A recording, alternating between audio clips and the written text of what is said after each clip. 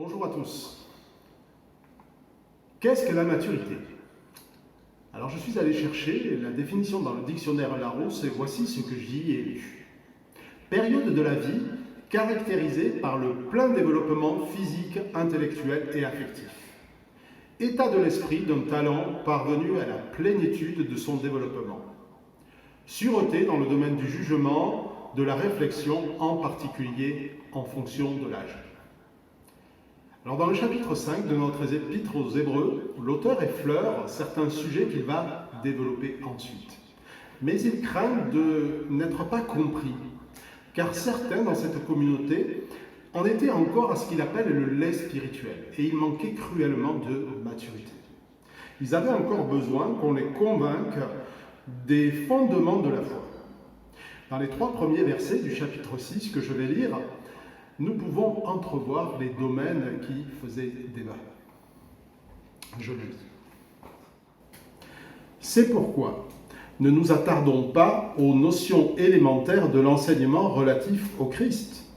Tournons-nous plutôt vers ce qui correspond au stade adulte, sans nous remettre à poser les fondements, c'est-à-dire l'abandon des actes qui mènent à la mort et la foi en Dieu, l'enseignement sur les différents baptêmes, l'imposition des mains, la résurrection des morts et le jugement éternel. Nous allons donc nous occuper de ce qui correspond au stade adulte, si Dieu le permet. La foi implique l'adhésion à un certain nombre de fondements. Dans cette communauté, la résurrection, celle de Jésus, mais aussi la nôtre, faisait débat. Un autre sujet de débat, c'était le retour de Christ pour juger les vivants et les morts pour l'éternité.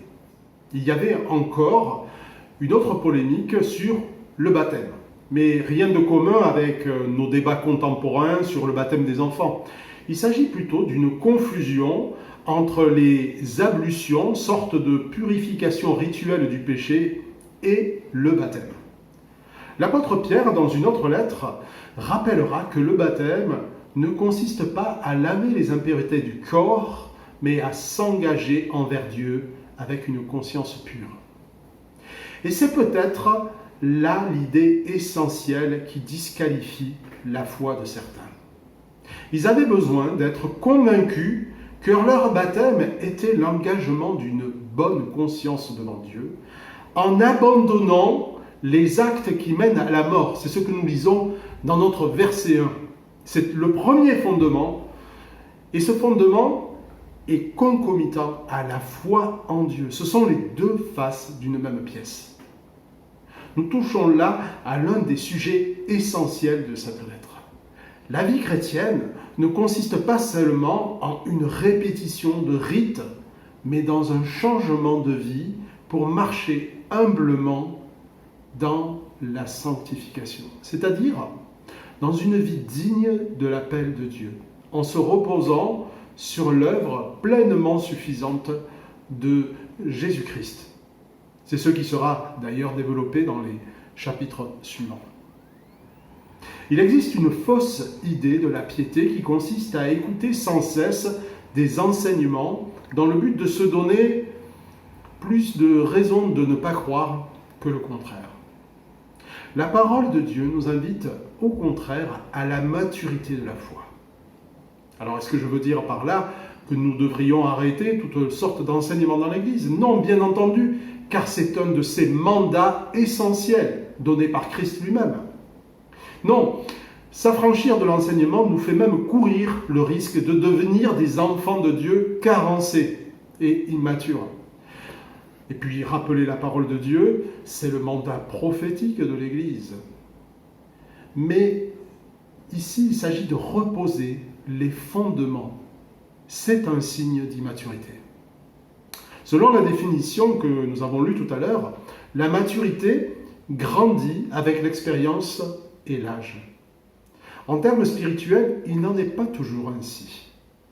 La véritable maturité spirituelle grandit avec la foi. Foi dans ce que la Bible nous dit, mais foi aussi dans sa mise en pratique.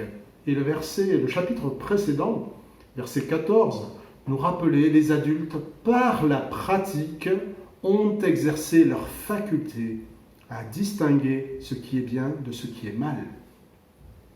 Et c'est dans cette mise en pratique que nous expérimentons, je vous le rappelais aussi, combien Dieu est bon et juste et que ses commandements sont profonds. Pour ceux qui écoutent, peut-être que certains trouvent la morale chrétienne difficile, voire dépassée. Mais sachez une chose, le premier pas est, c'est-à-dire mettre sa confiance en Jésus et lui remettre sa vie, est souvent le plus difficile. Mais Dieu ne nous laisse pas seuls ensuite avec une montagne à franchir. Si votre vie appartient à Christ, il vous permettra de franchir la montagne par la foi. Avec l'aide de l'Esprit de Dieu, tout est possible. La vie chrétienne est une marche vers la maturité, à la suite de Christ et dans la foi. Petit à petit, vous apprendrez à vous réjouir de la volonté de Dieu. Si vous vous sentez petit, c'est normal. Ce qui ne l'est pas, normal, c'est de se croire arrivé. Seuls ceux qui se reconnaissent spirituellement pauvres et dépendants de Dieu avancent. Si vous êtes un nouveau croyant, il se peut que les chrétiens de longue date vous paraissent des modèles inaccessibles. Par expérience, je peux vous dire que cela ne dure pas. Pourtant, il est bon d'avoir des modèles dans la foi. Et la Bible nous encourage d'ailleurs à en avoir, mais tous sont des pécheurs qui ont besoin d'un sauveur. Un seul peut nous faire grandir en maturité, c'est Jésus-Christ. La maturité chrétienne ne consiste pas à accumuler des connaissances ou des expériences. Paradoxalement, la maturité chrétienne consiste à devenir un enfant dans sa dépendance de Dieu et dans sa joie de construire sa vie sur lui. Elle consiste à se satisfaire pleinement en Christ. Alors demandons tous, chers amis, chers frères et sœurs, de changer notre cœur. Demandons à Dieu de changer notre cœur pour que nous prenions plus plaisir en lui et que nous apprenions ce que veut dire se reposer en lui. Bonne journée, à bientôt.